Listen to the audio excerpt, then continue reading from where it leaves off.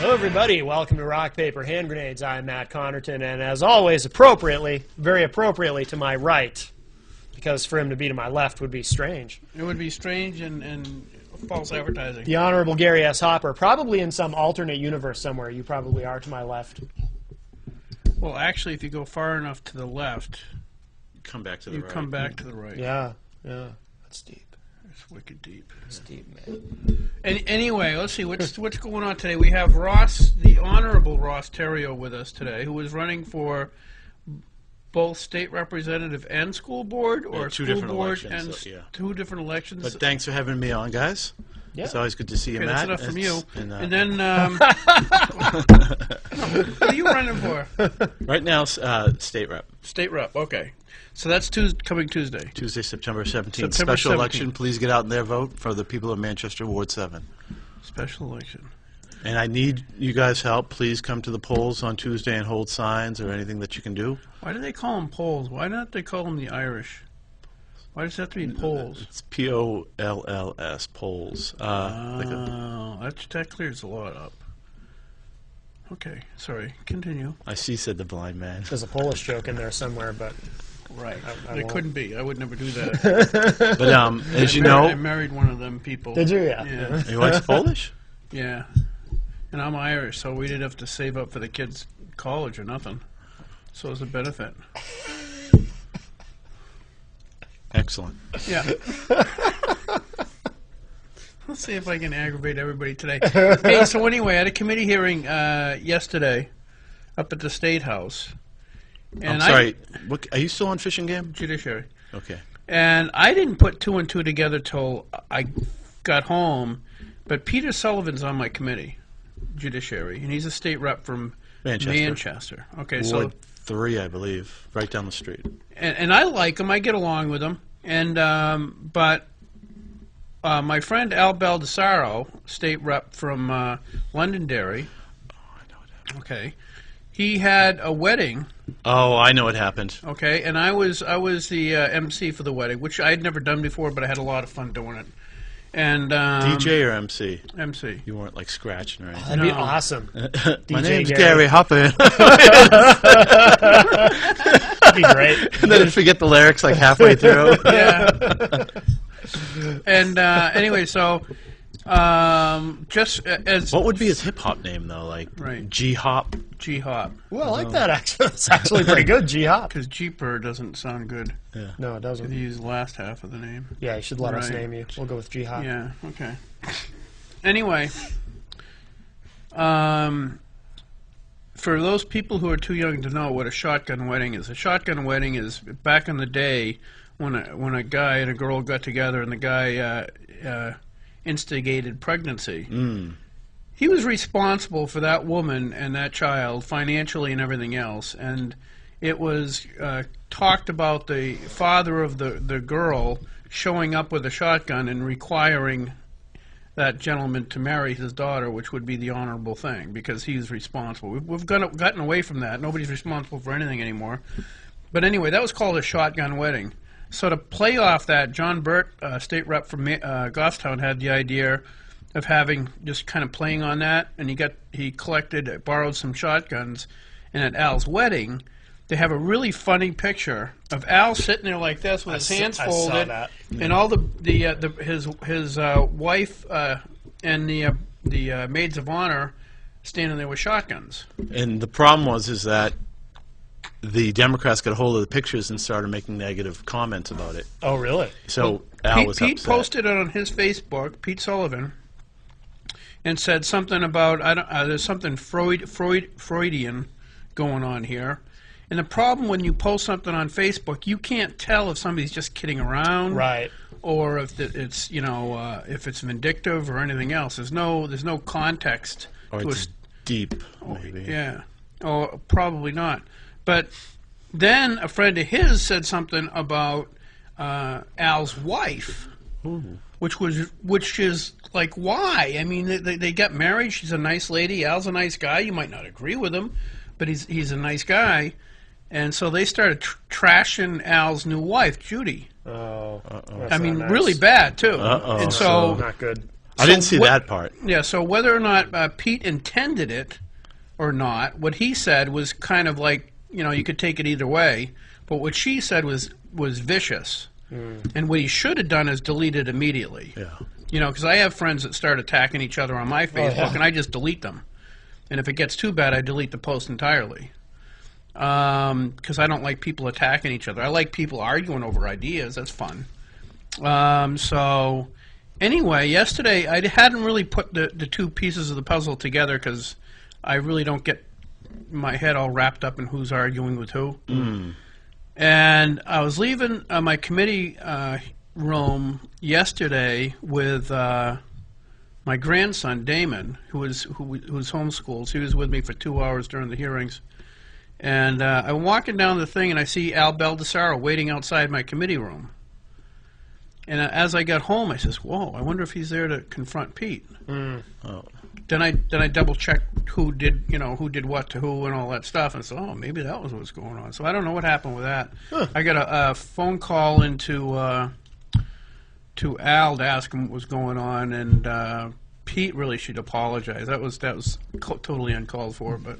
But as far as you know, there was no confrontation between the two. I don't understand why else Al would have been there. He didn't have his tie on, so he wasn't there for a committee room hearing. Huh.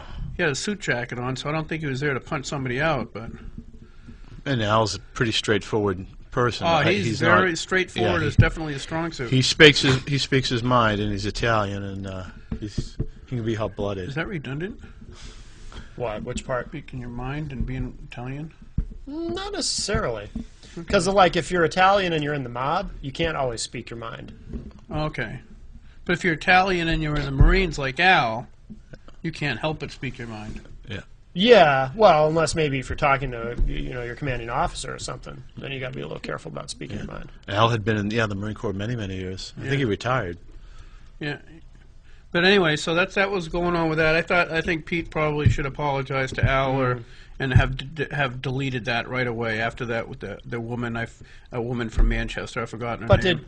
did Pete say something about Al's wife, or it was his comment that got the whole thing rolling? He posted the picture and said there's something Freudian going. I think that was. Is he friends with Al on Facebook? Is that how he got the picture? No, he grabbed the picture from. He had shared it from John Burt's. Oh, he's friends with John Burt.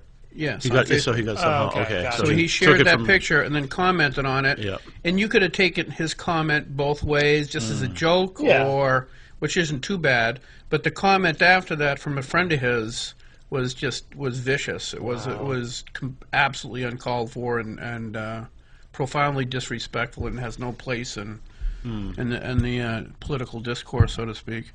But anyway, so that happened. What else happened? You're going to be bailing out a couple minutes early, so I'll cover the federal stuff afterwards. But wicked good news. Colorado, the Senate president, which was one of the main movers and shakers behind gun restrictions, the high cap magazine restriction in Colorado, was effectively recalled yesterday. And another state senator. And another state senator. I think she was the one who... was the one quoted as saying that once we get rid of the high-capacity magazines, people will use them up, and there won't be any left, because she thought every time you used one, it went away. Well, yeah. She had no clue what she was talking about, so probably shouldn't have been advocating. You know what we should do? We should have like a gun familiarization day for legislators who don't know anything about guns. Even the people who want gun control say, this is a trigger and this is a muzzle, this is a dangerous part, and this is a bullet, and just so like people like that won't. That's a good idea. Well, we used to have legislative shooting day. Yes. Okay, and I think what happened, I'm not positive, this is what I was told, and I didn't double check it. We used to have a day, this is what my favorite part of the year. This is a good enough reason to run for state rep, was that the Go New Hampshire used to put on a thing every year where they'd go down to one of the gun clubs would volunteer their facility. They'd get volunteers to cook food, and they'd supply ammo and guns, and the legislators would go out there shoot. The first time I ever shot a M1 Garand, and the first time I shot, no, it's not the first time I shot a fully auto, but I did get to shoot a fully auto. and some other stuff. There's some training and everything else. It's really a lot of fun. But they canceled that, and I think it's because somebody started getting really ridiculous about the $25 cap as to what you can donate to a legislator. Okay? I mean, it was the idea is so that a lobbyist doesn't come over and buy you a $100 dinner. Just you, Ross Terrio. I mean, that's a good idea to keep that from happening. But if it's offering it to everybody, to Democrats and Republicans, it's not really pulling one side or the other. And I thought it was a really awesome thing that they did away with. We have a call? Uh-oh. Hi, welcome to Rock, Paper, Hand Grenades. Who's on the line? Oslo. Oslo? Who's this, Matt? This is Matt. Hey, Matt, can I ask you a question? Yes, you can. I can't promise I'll answer it, but we'll give it a shot. Okay. Why am I so handsome? The mayor was on. Excuse me? I needed to ask you something because I don't drink, and I wanted to just square it with you. Because you said that I might have some bourbon in my gut because I had a gut feeling that Glenn Willett was going to win. Oh, Oh, okay. I remember. Yeah, I don't remember that part of it, but okay. No, that's fine. I mean, if I don't remember saying that, or maybe Norm said it, but it was all in jest. No, I did, but that's okay. Hi, guys. I watch you guys every week. Well, thank you. Thank you. Yes, I do, because you're just as important as everybody else is. Well, and what do you think of the mayor that's wanting to be a mayor? Willett. I'm curious. Glenn R.J. Willett? Yeah. It would be a very different experience for the people of Manchester. Is there going to be a debate or not? My understanding is no. That's debatable. No. It is. Mayor Gassis agreed to a debate, but not on September 11th. They announced, so Patrick Arnold and Glenn announced a debate moderated by like Joe Kelly Levasseur and somebody else, and they said, and Teddy said, I had never heard about that, but I will agree to a debate from the Chamber of Commerce. So the standard debate that he's supposed to agree to, but the special debate that was he was blindsided by, he did not agree to. Oh, I see. Okay, interesting. So yeah, there was a little bit of drama going on. Yeah. Over that. Yes, there is. There was a little drama. Yeah, little drama with the debates. So we'll see how it all shakes out. Yeah, so you don't know yet, or what? This is confusing. Ross, you're the expert. Fill her in. What's going on? What's happening? What's the lowdown? Okay, so the Chamber of Commerce has a debate, I believe, in October, which is traditionally the mayor's debate. So that's my understanding is Mayor Gatsis has agreed to that. That's going forward. Okay. But there was another debate that was supposed to take place today. This is the one Glenn was all upset about? Glenn and Patrick Arnold. And what happened was Joe Kelly Levasseur and I believe Sarah Ambrogi, who's supporting, as you know, JKL doesn't get along with the mayor so well. Yeah. Sarah Ambrogi has officially come out in support of Patrick Arnold. Oh, okay. And so what had happened was that Patrick and Glenn had announced, there's going to be a debate with the mayor on September 11th that, and these are going to be the moderators. And Mayor Gatsis said, I was never asked to do that. I never agreed to do that, so I am not going to, and I would never agree to having Joe Kelly Levasseur and Sarah Ambrogi as the moderator. Yeah. And I don't do political things on September 11th, so that's not going to happen. But the traditional debate should take place. Okay, all right, gotcha. Does that answer your question? Okay, so it's supposed to be October 8th, in other words, Something right? like that, yes. Yeah, in October. All right, yeah, because the mayor doesn't get reelected until November 8th. all the votes are in November, right? Correct. Okay, that's what I thought. Yeah. I'm pretty much politically inclined. My family's like that anyhow, but guys, I'll tell you, I watch yours. Where do you live? Where do you live? Do you live in Manchester? Of course. Yeah, I'm on the east side. What ward? 6th. Oh, I was hoping you lived in. I was hoping you lived in 7. I was going to ask for your vote. But if you know people in Ward 7, have them vote for Ross Terrio. Yeah. All right. She seems a little bit overwhelmed. Yeah, that's All right. Thank you. We're going to let you go, but thank you for calling in and keep watching. Take care, guys. Okay, thanks. You too. Bye-bye. Bye. All right, Ross, Yes, you're running sir. for state representative. Yes. Now, this is my inside information. Ooh, inside information. Ooh. Last term, we were told when you and I and a few other Republicans stood up and did not vote for right to work. Correct. Well, we didn't vote for it. We voted against it. We voted against right to work. We were told by the state employees union that they would support us no matter what. If we were willing to take that stand, that they would support us. Now, I am under the. It has been. I have been told that even after you took that stand and supported them, they've stabbed you in the back and they're supporting your opponent. No, I haven't heard they were supporting my opponent. Oh. That would be news. I wouldn't. That's have what to I was clarify. told. Okay, there was a bunch of different unions. Obviously, I didn't do it for renew. I wasn't paid any money. I didn't do it to make an agreement. Wait. So you didn't do it for all those wicked free hamburgers? No, I just did it. Because the reason why I voted for it was the majority, a large number, almost close to 300 people in my ward, and I have a voting list. So when people contact me, I say, I return their calls, emails, and things, and I know who has contacted me. I know where they live, so I know they're in my ward. Wait. Is that a threat? Is that a veiled threat? No, it's just I'm just saying, constituent services. It's called constituent services, Gary. You should try it sometime.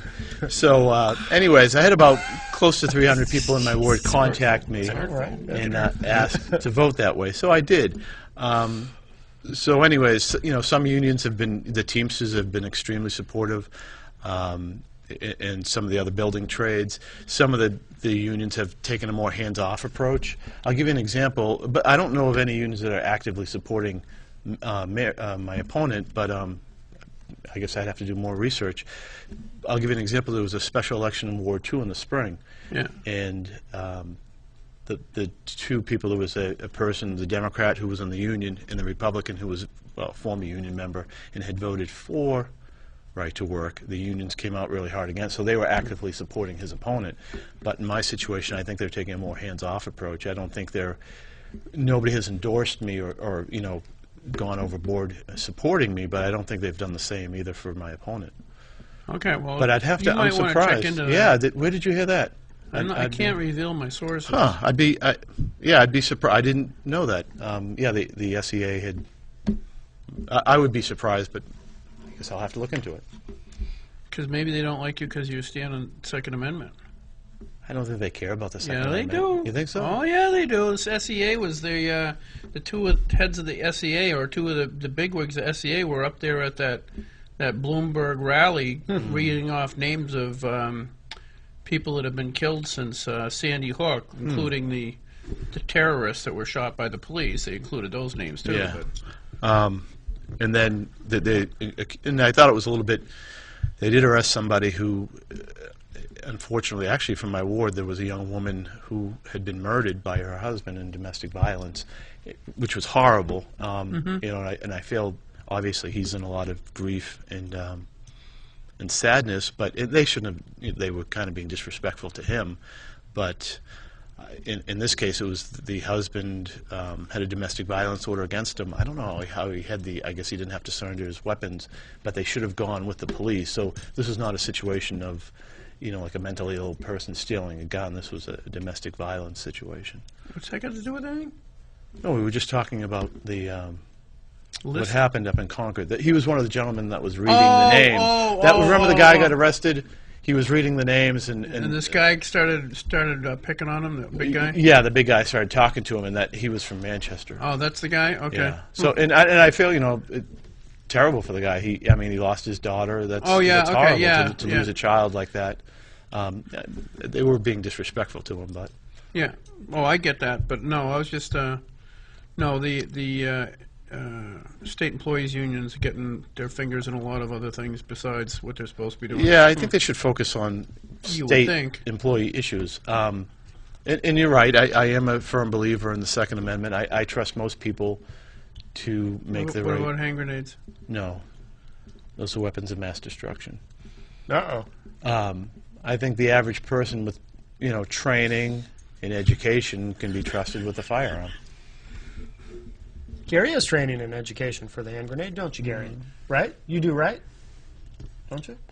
Depends on how much you want to call. Anyway, running for state rep. Yes, Back on sir. track. Back on track. What's going on? What are you doing? What are you? You're knocking on doors, Going door to kissing door, babies? calling people, putting out signs. You're not supposed to kiss the mothers. You're supposed to kiss the babies. Exactly. Right. What if the mother's hot? Don't get caught. Good policy. Kiss the baby. So, yeah, But if the mother's hot, don't get caught. Right, That's right. If the mother's hot, don't get caught.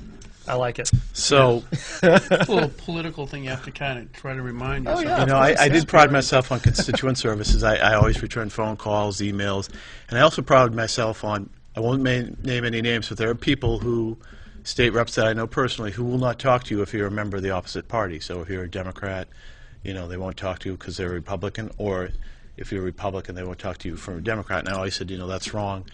And I always try to represent. Really? Yeah. Oh, yeah. There's people, I know of several in Manchester. So I've always made it a point to represent, you know, anybody, independent, Democrat, or Republican. You know, I listen to everybody. I explain my position. May not agree. We may not agree on the issues, but I'll explain myself to you and why I'm voting a certain way. Right. So, Yeah. you know, that's important to me to be, you know, obviously I'm a Republican, but to represent people in a nonpartisan way, I try to. Yeah, actually, if you look at the votes in Concord, I don't know what percentage are partisan, but it's really not that huge a percent that are actually partisan votes. Big hot button issues, guns, abortion, things like that. Yeah, but other than that, which aren't really that large a percentage of the votes that we actually take. So, but they turn out to be partisan, but they're really typically not. The other thing I prided myself on is, so I work nights as a pharmacist. Yes. And I work a lot of weekends, so I have a lot That's of days. not usually what I call it, but go ahead. Okay, so I have a lot of days. My days are free, and I have a lot of days off because I'm working weekends. So I have a lot of. I'm able to go up to Concord and to represent people. That's the other problem that I see with our state legislature is so many people have horrible attendance records. Again, I know of people in Manchester who are well below 50%. They're not showing up. Why did you run to be a state rep if you're not going to go up to Concord and vote and do the work? Yeah, there's the other ones that also not only don't show up to vote, there's the other ones who don't show up to vote because they don't want to have a bad vote. They don't want to vote one way or another on a certain subject. That happens. I guess. A lot of people take walks, so they don't. If it's if it's like an abortion issue or something, they'll just take a walk out the door so that they don't go on record as being for or against anything. Right. I think those I know people. a lot of people do that. Those are people probably in either for personal issues or swing districts. I know of people up in who might support an issue, but let's say they're from Hanover, Lebanon, very liberal area. They can't vote for certain things. I know that gambling is despised up in that area. So maybe the state rep supports gambling, but he's like, I can't support. I can't vote on gambling here because I get thrown out of office. Right. Or I was talking to a gentleman who was probably a Republican or a very conservative Democrat, but he was from a seacoast community, and he's like, I've got to be registered as a Democrat, and I've got to vote this way because I'd get kicked out of office. Right. Yeah. Yes and no. I think you still got to vote for what's right regardless. And if you lose your seat, lose your seat. Yeah, if you have a moral issue or a strong principled stand, you should. not that I have any principles or morals. I'm just saying there are state reps that are like that. Yeah. So what else? It's good to clarify that, Gary. Yeah. I'm trying to help. Yeah. So what else you voting on? So constituent services. What else are you running on? Expanded gambling, I believe. So one of the things when I Can we go shut around, off his mic? I don't have the switch is broken. We got to get a switch for that. and Gary can't see, so I'm pretty safe. So I'm a big supporter of expanded gambling. As I go around the ward, one of the things that people say to me is, "Look, I don't want to pay any more real estate taxes. So we need a revenue source, and I think expanded gambling is the way to go." Quit. You made me lose my train of thought now. Nice. So a couple of things I wanted to I wanted to clear up a few things, so I brought this literature. So at the beginning of the campaign, I said to the New Hampshire GOP, look, I don't want to do, from what I've heard, my opponent's a nice person. I don't want to do any negative campaigning against her. Let's take the high road. And unfortunately, she wants to win at all costs, and has decided to do things differently. So here's some of the, I have a lot of friends and family who are Democrats, and so this is some of the mailings I've seen. So in New Hampshire, I will bring a spirit of civility, common sense, and bipartisanship. I will be civil and moderate. And I just don't think you can be, make that claim and then go negative on people. Yeah. And here are some of the claims that they've made. And it's extremely misleading. Now, wait, who's paying for that one, though? Because sometimes other people pay for... Monsieur Buckley and the New Hampshire Democratic Party. Okay, so the Democratic Party, because I know when I was running the special election, the Republican Party tried to do all this stuff about, fighting against all the fighting crime, dirt bags are up in Concord and stuff. Yeah. I says, you can't put that down. That's not true. So yeah, but you want to win, right? I says, not at that expense. I'm not. I don't. It's a lie. There's a lot of really good people up there. Yeah, and Democrats too. And I actually pride myself on having friends up there that are Democrats and working with them. I'm a more moderate person than a lot of people. But some of the things that Democrats have told me that that's happening in the campaign, like for instance, door to door, and I don't think it's my opponent specifically, but some of the people working for her. He's a radical Tea Party. I'm not a radical. I'm like an Eisenhower Republican. I'm a moderate. I'm not, a radical Tea Party. I have a much more moderate voting record than many people up there, or that I will do as I'm told as far as voting again. I think my first year I was 80%, second year 70%, which the rating is, which meant I voted my own way 20 to 30% of the time. I think if you look at this person's HRA, yeah. But if you look at, because legislators are rated on how they vote, he's 100% Republican, 100% Democrat, or in anything in between. Yeah. And if you stray from that, they tag you as a rhino, right? Or a dino. At a certain point. Yeah, at a certain point. I mean. I went down into the 80s last term. I think now I'm back up into the 90s again. But good for you. But you took a hit on right to work with that, I assume. Oh yeah, we took a wicked hit on right to work. They didn't like me at all for a while. Yeah. Some people were. It's kind of funny because on Facebook people are calling me Rhino, and yeah. But then some older conservatives that have pretty good credentials will say, no, he's not. Right. He's just, just because somebody that disagrees with on an issue doesn't mean they're a rhino. Right, exactly. So let me clear up some of the issues that they've put out in this hit piece on me. So it says they used HB1, which is just a little bit of background. That's the bill. That's the budget for the state of New Hampshire for 2 years. It was $10 billion. Something's a massive budget. It's 1,800 pages long. There are parts of the budget that you might not like, but it's 18. You can't pick and choose. You can't say, well, I'm going to vote for this and not for that. And it's a massive thing. It's all or nothing. Yeah. And just to say, Governor Lynch let it become law. So a lot of people weren't happy with the budget. But, even Governor Lynch didn't veto it. Every 2 years, a lot of people are unhappy with the budget. I don't care whose budget it is, when it is. There are winners and losers in every budget, and the losers hate it, and the winners love it, and... That's just the way it is. So it's a budget. Enough about you. So let me clear up some misconceptions. So it says cut essential services for the elderly and disabled. I voted. There was I don't know if you remember this. There was a supplemental bill to restore funding for the elderly and disabled. I voted for it. I restored funding for that. So for them to attack me to say I cut it is just extremely misleading, and it's really underhanded. And I wish they would take the high road and be more. Honest about that, and to say, look at all the votes, and to say, oh, wait a minute, he voted to restore funding for that. So I didn't cut it, I restored it. So that's just extremely misleading. Yeah. Okay. Repeal the New Hampshire minimum wage. Well, again, we talked about this earlier, but there's two minimum wages, the federal and the state. And we said it's silly to have the two minimum wages. We'll just rely on the federal government. The state minimum wage was lower than the federal minimum wage, so repealing the state minimum wage just got rid of Inc. Yeah, just more regulation. There was absolutely no effect on the minimum wage in New Hampshire, and to put that down is also dishonest. Yeah. And to make it look like, we're going to go back to the old days where you got a penny an hour. No, we still have the federal minimum wage. Right. We all knew that. Hey, it's good. It makes good for PR for the Democrats. give Big Tobacco $20 million handout. I didn't give Big Tobacco anything. I'm a very frugal person. I wouldn't even give you money. What we did do, and I've asked, and what we've discussed before, is we cut the cigarette tax, which is a regressive tax, because as poor people are more likely to smoke, and poor people are less likely to be able to afford the tax. We Your cut the tax constituents. for 1 year. We cut it for, it was an experiment for 1 year. We cut it by 10 cents per pack. We didn't give it to Big Tobacco. Right.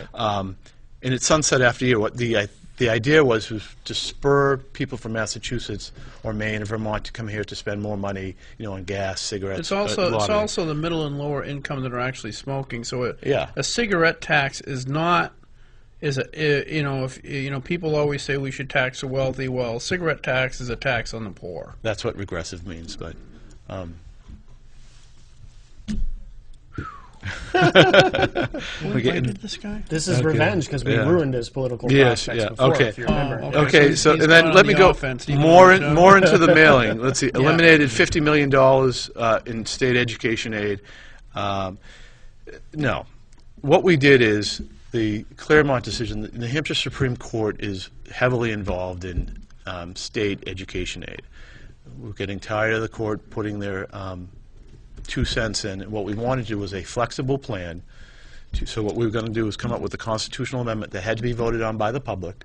So it wasn't, wasn't a done deal. We were going to go to the public with a constitutional amendment that said we're going to take the courts out of this. It's going to be the domain of the legislature, and we want flexibility. We want to be able to target aid, not just blanket it across, to communities that don't need it. But Bedford and stuff like that. Yeah, Bedford doesn't need education aid, but Manchester, where I'm from, needs education aid. So what I wanted to do with this constitutional amendment, which died, I believe, was I voted against it. You remember the picture of me reading the Shotgun News? That was I remember that. But anyway, so what this was going to do was allow the state to have flexibility to target aid to poorer communities or communities that needed the education aid. It wasn't going to cut millions of dollars from Manchester. That's just silly. Let's see, what else do we got here?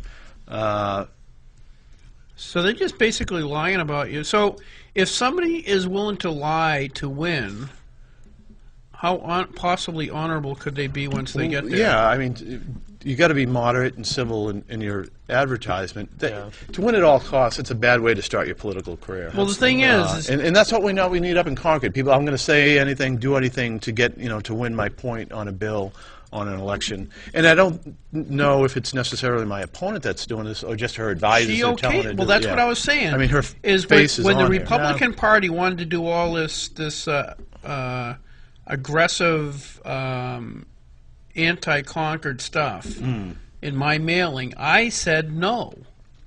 I had that option. Now, I don't know what the Democrats do, but as a candidate, I had veto powers. I don't want my name on there if you're going to send that. Yeah. Okay, I want it to be honest. I don't want because if you're going to lie to get in office, there's no stopping you because you're going to lie once you get in office. Slippery slope. Yes, that's the same thing. Not even a slippery slope. You've already taken the low road. You're already in the libertarian. So we have a question via text. Little Mel's asking, what about expanded gambling taken away from small business? From small business and ruining New Hampshire family-friendly reputation. So she's asking about your stance on gambling. I think we need expanded gambling because it's going to snowball. Because once you have like a destination casinos, 2 of them, Salem wants it, and we need one up in the North Country because there's just so much poverty and unemployment in the North Country. So once you have a casino, and then you're going to have more restaurants and hotels in the area, and then people are going to have jobs, and then it snowballs. People have money to spend. They support little smaller businesses. They buy clothes. They go out for to the movies and things like that. So it's going to create economic expansion, I believe. So I think it's going to overall. It might hurt some businesses, but overall, net, it's going to help. The benefit will outweigh the cost. Yes, that's my belief in New Hampshire. I know you disagree. No, I don't agree at all, but that's okay. Well, you're wrong. Huh. Good point. And I also came on here for a personal reason. I really want to criticize me. No. Well, that too, but to destroy or kill the curse of the Bambino. You know how the Red Sox had the curse of Bambino. But this show has destroyed so many political careers. Yes. I mean, Bill O'Brien was on here. Bailed out 2 days after. Yeah, exactly. I mean, there's so many people have gone down in flames on this show, but I want to be the one to beat the curse of the curse of the Gopper, or the G-Hop, or what do we call it? The G-Hop, the curse of the G-Hop. I like that. The curse of the Hopper, and to come out victorious. Well, and this will help us too in the long run. If you do beat the curse, it'll help our reputation. Yeah. As as career killers, we might get some bigger guests. I don't know. Maybe if we're career killers, it'd be like people would be like. It'd be like almost like a competition to see who comes on, see how quick they die afterwards. Yeah, well, that's true. Could make it like a reality show Gary concept. Lambert coming on, I think next week or the week after. So we'll see what happens. Poor guy. Oh, yeah. Yeah, I'm kind of hoping he's going to do well. Gary Lambert? He's Gary Lambert. State senator. He was in the Marine Corps. Actually, very recently he was in the Marine Corps. He hasn't been on before, has he? No, he's never been on. I don't even know him actually. I bet I warn him. Well, if you break the curse, you won't have to warn him. That's true. Well, the thing is, if you win Tuesday, you say you can call up and encourage him. So definitely got to turn out in September, Tuesday, September 17th. Oh, 17, yeah. I need turnout. We need the turnout in Ward 7 for that special election. Right. How much? What turnout you usually get on? On a primary. The only thing is, it's so this the state rep race is on the ballot, and then the primary, because there's not enough people in Ward 7 that signed up for races. So so the only thing is you're going to have Mayor Gatsis, Patrick Arnold, and Gwen Willett. So that's the only 2 races. So there's not really a whole lot of interest. Yeah. And I've looked at the numbers. It's usually small, 400 or 500 people on primary day. Mm-hmm. So now it's better. It's much better on election day. Yeah. But primary day is usually low turnout. Okay, so those 3 people are on different primaries. You had Democrat, Republican, and Glenn's independent. So we have to narrow the mayor's race down to 2. There's 3 people. They're going to narrow it down to 2 on primary day. Okay, so who are the 2 Democrats? That's Glenn and the other guy. Patrick Arnold's a Democrat, but no, Glenn's an independent. Glenn's an independent. So you don't narrow anything down on Tuesday then, if that's the only 3 running.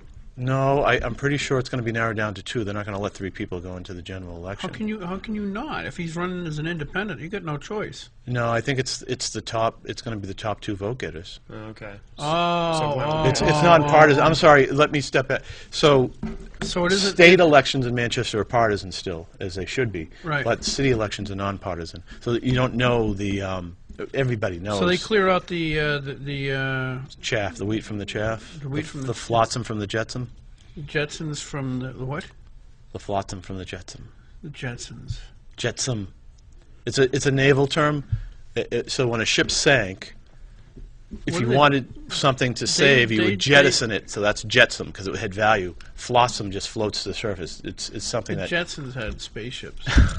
Also a really good metal band from the 80s, Flotsam and Jetsam. Really? Yeah. Okay. Yeah. But yeah, it's a naval term about how things that were salvageable, how they got to shore. If you wanted it, you would jettison it. You realize you're ruining my show with this boring stuff. Yeah, that's true. Sorry. You're right. We better move on. Yeah. So anyways, back to the election. It's nonpartisan, so it's the top 2 vote getters are going to go on. For the mayor? For mayor, yes. Okay. And then obviously the special Now, are you election. in that election too, or is that going to be?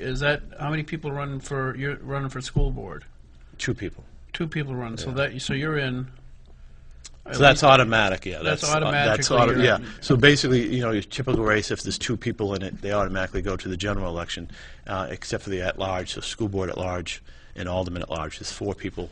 Goes to general election and is narrowed, and then. But it would be interesting. I've been thinking about this. Imagine if Glenn beat Patrick.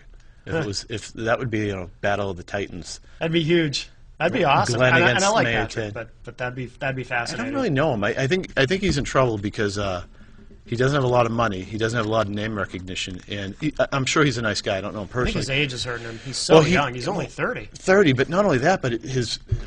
He looks, and when you hear him and when you see him, he looks like a 13-year-old kid. Yeah. And that's going to kill him. Yeah, he's got very boyish features. He does. And he looks has like a young dude. in a very young voice. Yeah. And he's going to get. I just think he's going to be crushed. Yeah, probably. Excuse me. And from what I've heard, the Democrats didn't want anybody else to run. They didn't really want to know what the primary numbers were going to be. Yeah. Because they want to be able to build up momentum, get money, and get support up until the November election. But with Glenn in there, they'll be able to see now it's going to come out who voted for who and what his numbers are, and if they're bad, that's going to kill his candidacy. Yeah.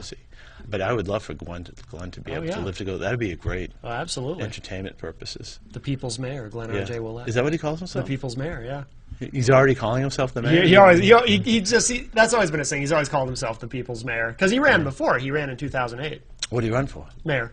Oh, because I remember him running for selectman or some a lower level office. Well, he won that. Yeah. He is a selectman, yeah. And he had a couple of people. I was amazed. I was at the polling place the day that he was running, and he had a couple of people with him. They were holding signs and they were traveling around. And I hear his voice out there.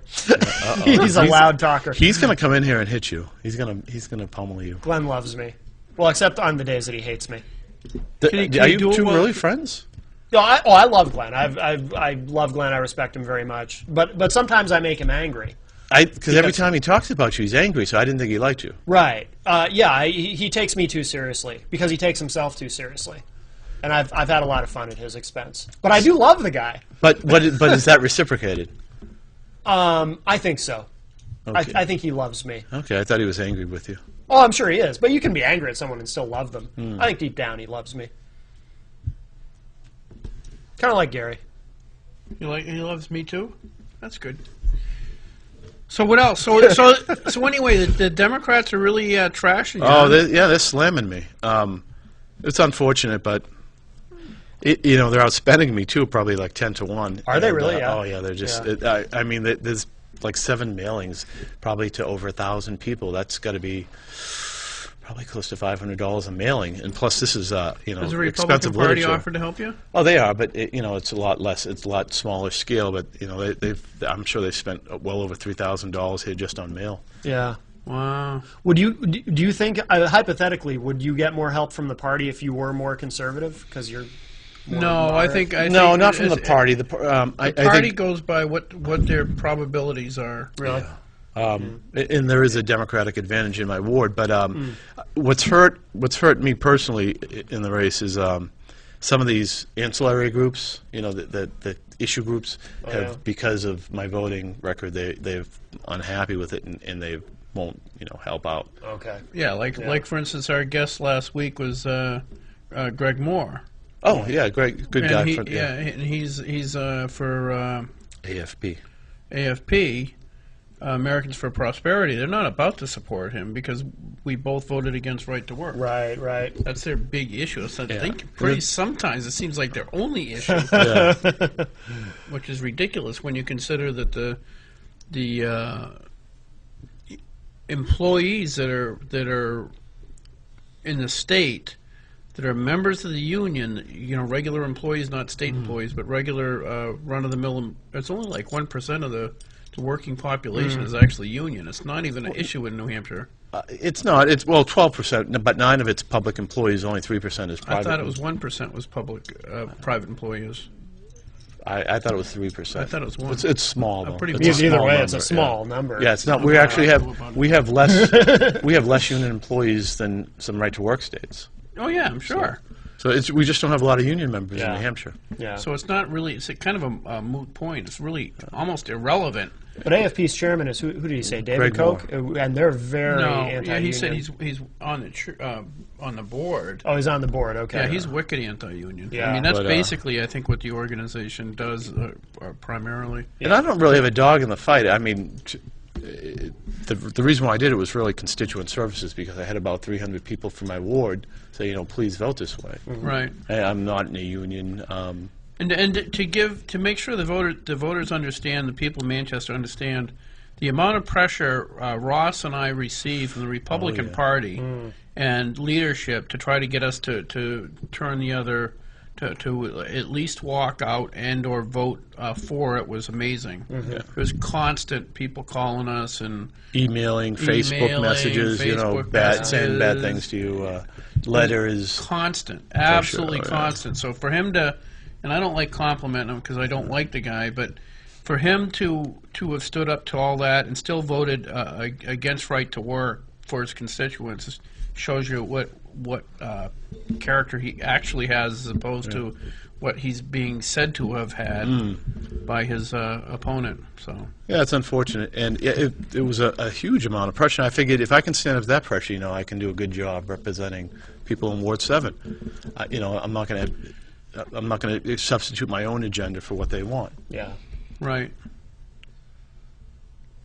So you said you were gonna leave early. Well, a little bit. I can charm you with my personality for a few more minutes. So you're gonna start doing that now? He doesn't actually. You know what I was thinking? Well, not only did we talked about a gun criminalization for the state reps, but Matt, you, Little Mel, and me, and maybe some more. We should go out shooting sometime. That would be fun. You know what we got to bring is Norm. Yeah. Oh yeah, bring Norm. Yeah, I think Norm wants We should bring all the MCT. Oh, bring Glenn. We should bring all the MCTV people. Now the problem with me handling, I've never shot a gun in my life. And you got to be kidding me. Well, the problem. No, this is not true. Where are you from originally? No, this is true. Oh no, I grew up here. I'm originally from Hartford, Connecticut, but I grew up here. Okay, but the problem is this: I'm extremely clumsy. Yeah. Like I don't even eat steak because I can't be cutting. You'll be cutting fingers off. Well, yeah. Let me teach you my 3 golden rules of gun safety. Yeah. All guns are loaded, even when you know they're not loaded. You always treat it as loaded. You keep your finger off the trigger until you're ready to shoot, and the muzzle's always pointed in a safe direction. Just follow those rules and you'll be okay. Oh, I'm also not good at rules. You want to know how clumsy I really am? And this is true. This isn't to be funny. This is the God's honest truth. I will not park my car near a sewer drain. Why? Because I'm terrified that I'm going to accidentally drop my keys or my wallet or my phone into the sewer drain. And that is the truth. I literally will not park near a sewer drain because it happens all the time. I'll be getting out of my car, I'll drop something on the ground, and that's how much of a klutz I am. That is seriously. I have the same. I will park near a drain, but I always take my keys out for some reason. I should put them in my pocket. Yeah. And when I walk over the drain, I say, "Oh, I hope I don't drop them." Yeah. I'm always dropping my keys too. I have the same concerns too. Oh yeah, I can relate. But my son, who's off camera, I take him shooting quite a bit down in Chester, New Hampshire. There's a gun range, and I've always taught him gun safety. Yeah. Hey, you always gotta get closer now because they set Anthony. Oh, they set it up. Yeah, you're still off camera, but you can lean in. Almost on camera. There you go. There. Big television debut. Gun safety, and so he's always been a safe shooter, huh? Yep. Oh. So what do you shoot, Anthony? So what do you shoot? Basically, whatever my dad has. What's your favorite? 357 Magnum, 44 Magnum, No, I don't AR-15. shoot Magnums. He's left-handed. He's probably. Would you say your favorite gun? I actually found I was down at the Manchester firing line, and left-handed guns are very rare. Really? Because, Yeah. Most people aren't left-handed, and they just don't make them. They expect you to shoot right. Yeah. I found a left-handed 22. I couldn't believe it. Huh. Savage. Who makes it? Which was it? A Savage? It was like It might have something been. Markfield. I know that's the name of the Glenfield, or it was it's it was a Glenfield. company made. It's by a bigger company that they had a brand. Oh, like Kmart makes something. Right. Sears used to make rifles too, have a brand. Yeah. Back in the day. But yeah, I found a left-handed bolt-action rifle. I couldn't believe 22 that I bought. I couldn't believe it. Just so I don't picked buy it him a up. Polish rifle. Those Why? aren't good. Never mind. I'm not going to. There's definitely a Polish joke in there, too. No, I wouldn't do that. We can let them write their own jokes. The audience can write their own Right, jokes. yeah, you filled that in. I'm going to fly. I'm going to go work on the campaign. You gonna? Yes, sir. All right. Okay, well, so not next, is it not next Tuesday, it's Tuesday after. No, this Tuesday. This coming Tuesday. I lose the track of the time. September 17th, Ward 7. Ward 7 Get out special there and election for vote. State Rep for Ross Terrio. For Sir Ross of Terrio. Oh my gosh! and I hate to pander, but I am the only French Canadian in this election. So Hey, use what you got. yeah, there are a lot. You're of from French- Montrebec? My family is from Quebec. In the years past. In years past? Yeah, my ancestors. I didn't live in Canada, but my ancestors did. So it's on the corner of Somerville and Belmont at St. Anthony's Community Center. That's It's where the gonna be voting's going to be? Yeah, from 6 a.m. to 7 p.m. I believe. Wow. And then stop by and say hi if you see me. Right. Excellent. Yeah, stop by and say hi and actually ask them questions instead of believe in this literature. Oh, yeah. If you really want to vote for change, vote for Ross because obviously the Democrats' literature is going out, and it's the same old attack, without any actual substance to it. So, if you're sick of that kind of campaigning, vote for Ross. Vote for the positive guy. Yeah. I'm positive you're here today. Okay. I would love for you guys to show up on Election Day, hold a sign, or make phone calls or anything. All right. Help me break the curse of the Bambino. The curse. The curse. Yes. The curse of the curse of the G-hop. Yeah. Can I say something before we leave? Yeah, sure.